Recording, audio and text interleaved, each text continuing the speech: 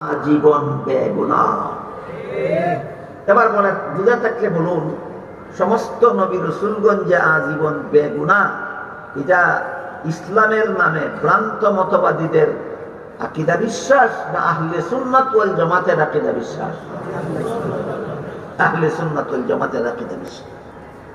কিন্তু এত সত্ত্বেও আমাদের মুসলমান সমাজে ফাঁকে ফাঁকে এক দুজন পণ্ডিত এমন পাওয়া যায় যারা বিভিন্ন নবীর জীবনের বিভিন্ন ঘটনাকে ভ্রান্ত ব্যাখ্যার মাধ্যমে গুনাহগার বানাইয়া ছাড়ে।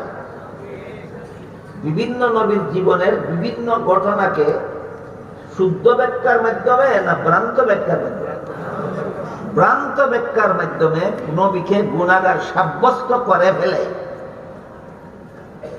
এদের বিভিন্ন নবীর জীবনের বিভিন্ন ঘটনাকে ভ্রান্ত ব্যাখ্যার মাধ্যমে গুনাহগার সাব্যস্ত করে যারা, এদের গ্লাসে দুধও আছে, কেরোসিনও আছে।